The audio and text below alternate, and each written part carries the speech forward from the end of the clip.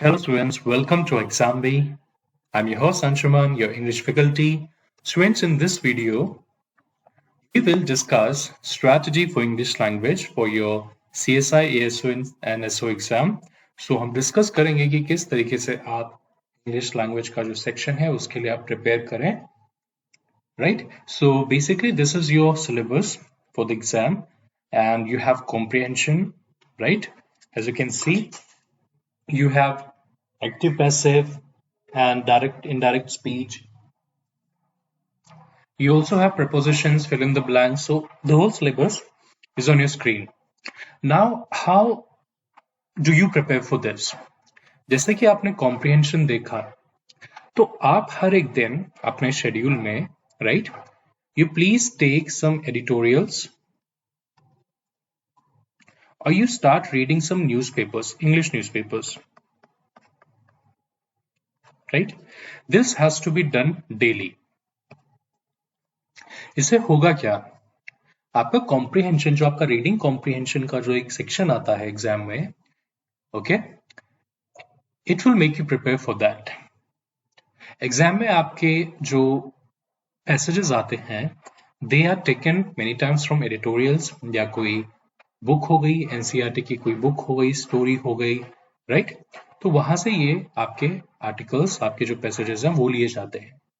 So it becomes necessary कि आप equipped हो with that skill that how do you understand such language, जिस तरीके की इंग्लिश लैंग्वेज न्यूज़पेपर्स में यूज होती हैं, एडिटोरियल्स में यूज होती हैं, राइट?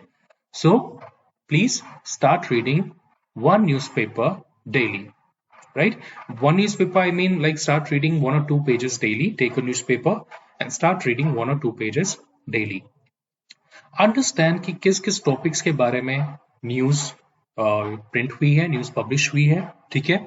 कौन कौन से टॉपिक्स हैं? For example, you may have topics like global warming, right? आपका G20 समिट जैसा अभी हुआ था, इसके बारे में आप पढ़िए, ठीक है? पार्लियामेंट है, उसके बारे में आप पढ़िए. इकोनॉमी से रिलेटेड कोई भी टॉपिक है, आप पढ़िए, ठीक है? क्लाइमेट चेंज,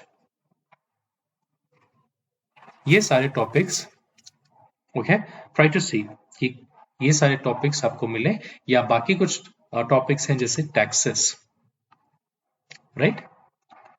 सो ग्रास्प नॉलेज, इनका आप देखिए कि ये चीजें होती क्या है, क्या क्या ये चीजें इनकॉर्पोरेट करती हैं, right? And observe the language that is used, किस तरीके से आर्टिकल जो होते हैं वो लिखे रहते हैं, right? Read each single sentence and underline the vocabulary, right? ऐसे कुछ वर्ड्स जो आपको नहीं पता है, जिनके मीनिंग आपको नहीं पता है, या जो शायद आप पहली बार सुन रहे हैं, सो अंडरलाइन देम.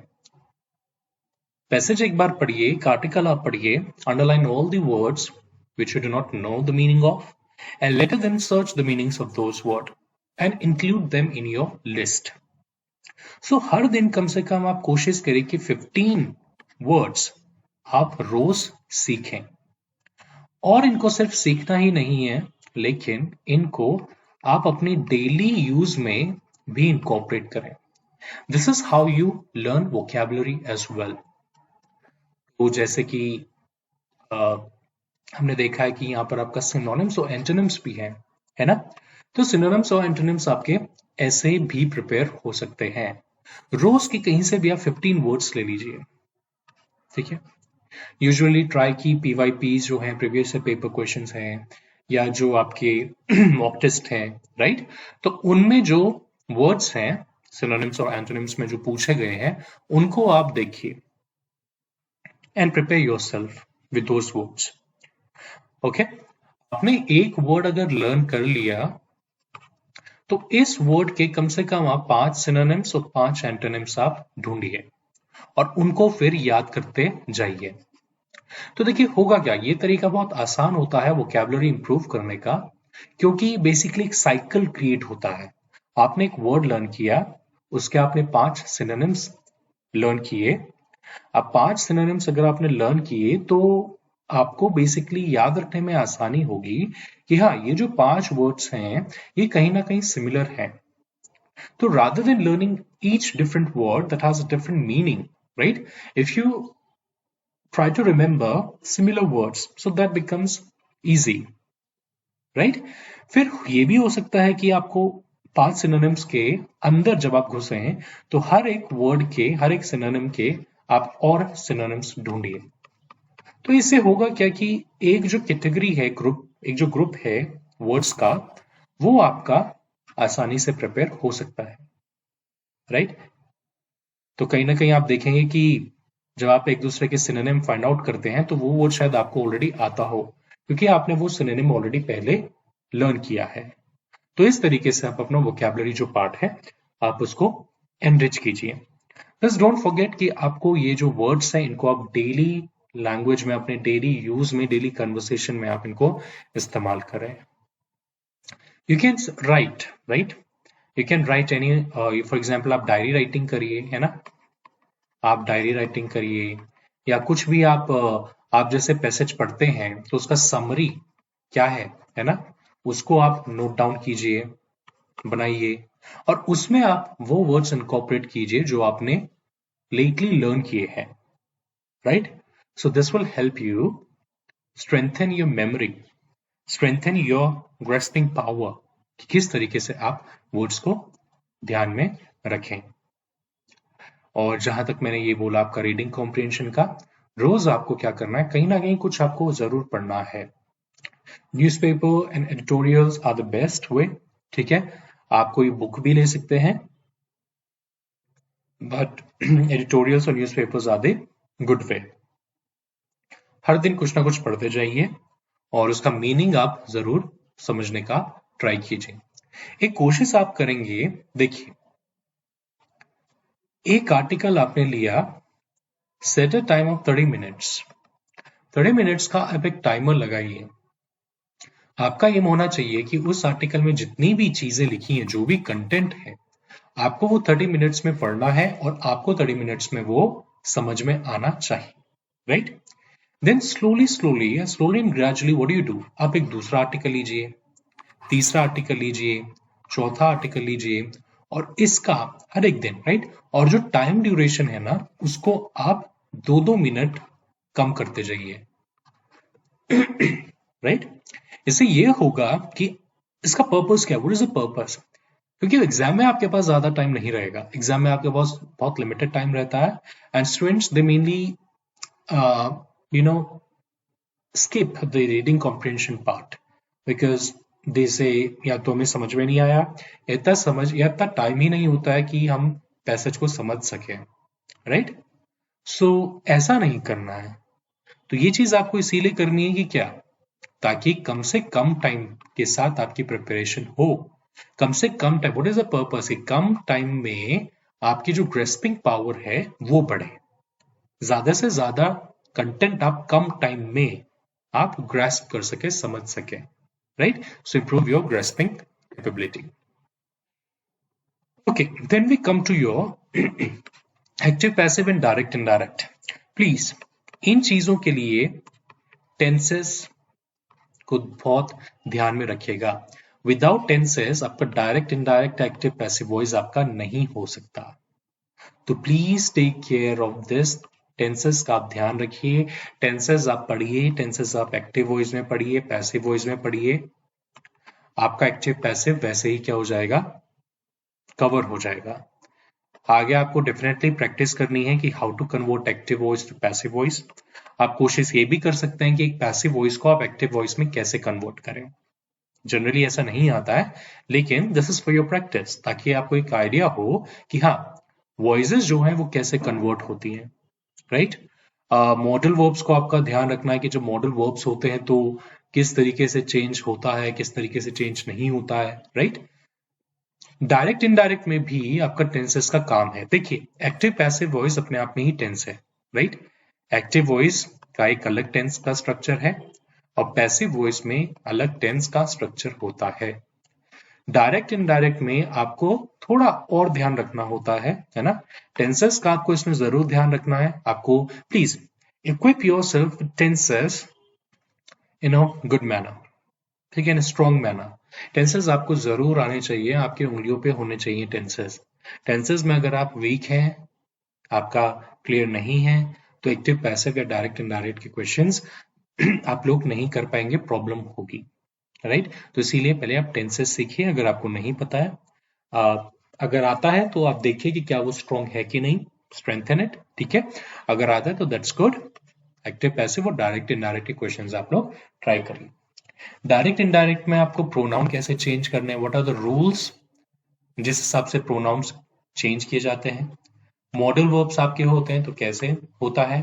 फिर डायरेक्ट इनडायरेक्ट में आपका डिफरेंट काइंड ऑफ सेंटेंसेस, आपके असर्टिव सेंटेंस हो गए, राइट, आपके नेगेटिव सेंटेंस, आपके इंटरोगेटिव सेंटेंस हो गए, फिर आपके ऑप्टेटिव सेंटेंस होते हैं, आपके इंपेरेटिव होते हैं, ठीक है, आपके एक्सक्लेमेटरी सेंटेंसेस होते हैं।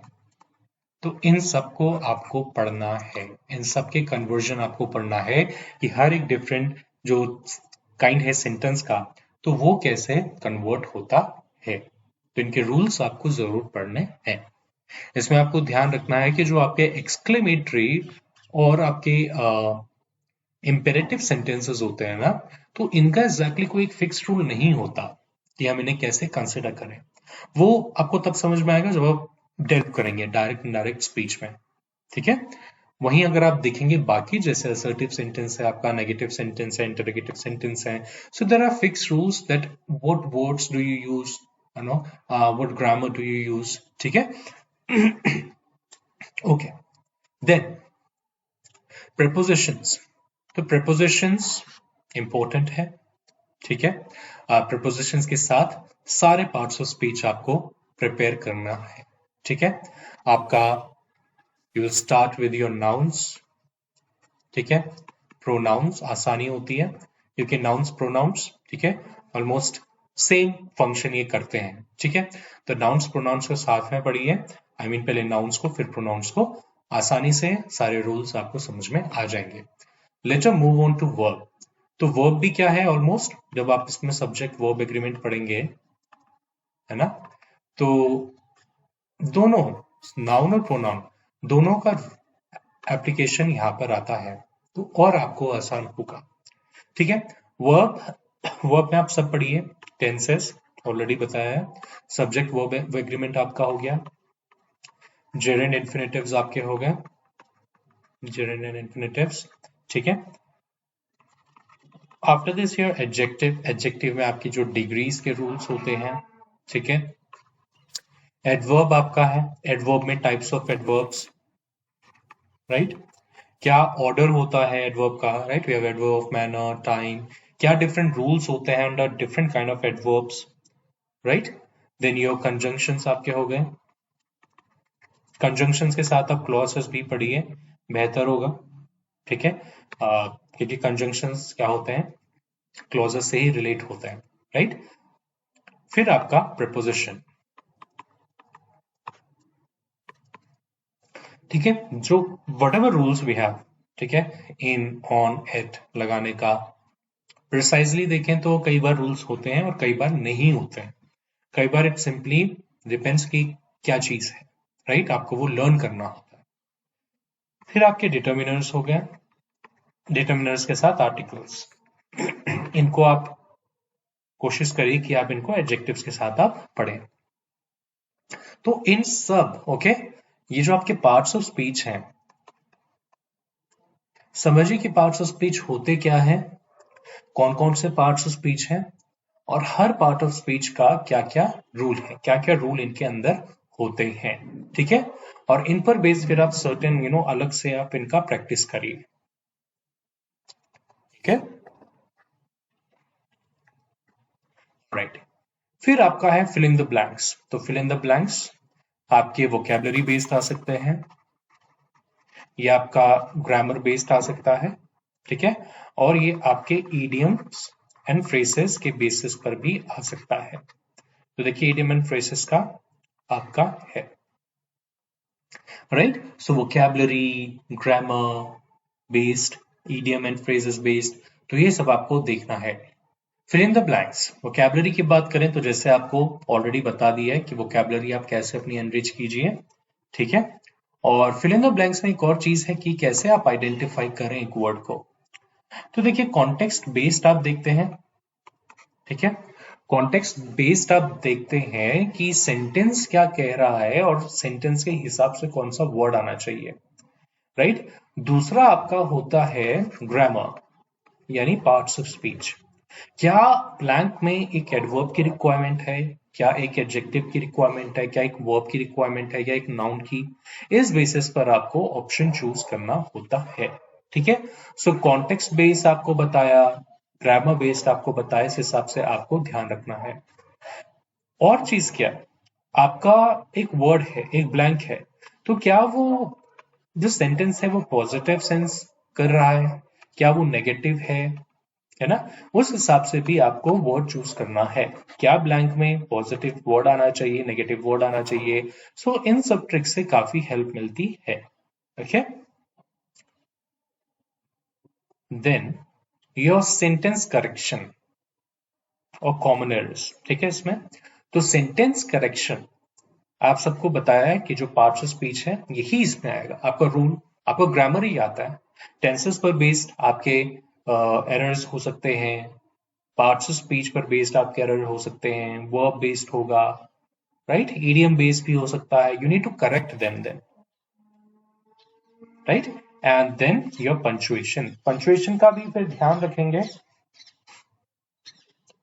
Gate yourself equipped with the knowledge of different punctuation marks used in English language। कितने punctuation marks होते हैं, राइट। और आपके जो पंचुएशन मार्क्स हैं, फुल स्टॉप कहाँ पर लगता है, कॉमा कहाँ पर लगता है, किसका क्या फंक्शन होता है, राइट, सेमी कोलन कहाँ पर लगता है, और कौन से, मेनी टाइम्स इट हैपेंस कि कंजंक्शंस, कुछ ऐसे सबऑर्डिनेट कंजंक्शंस है, उनके बाद आपका जो क्या है सेमी कोलन है वो आपका लगता है, राइट। सो पंचुएशन से भी आपको अपने आप को वाकिफ करवाना है और इनको आपको पढ़ना है। So if you read it like this, और कोशिश करिए कि जो आपके ट्यूटोरियल्स हैं, जो पढ़ने की हैबिट है, वो आप डेली करिए, beside focusing on the grammar, okay. तो आप साथ साथ में क्या करिए, आप कॉम्प्रिहेंशन की प्रैक्टिस भी आप रोज करिए। And all the mock test are available for free on our Exambee website and our app. As you can see on the screen as well, it is written download app for 1500 plus free mock test. So you can surely visit our website, you can download our app, and you can access the free mock test provided that will help you. So thank you so much, students. In this video, we discuss strategy in brief. How do you prepare for the English language and comprehension section in your exam? So study well, take care. Thank you so much.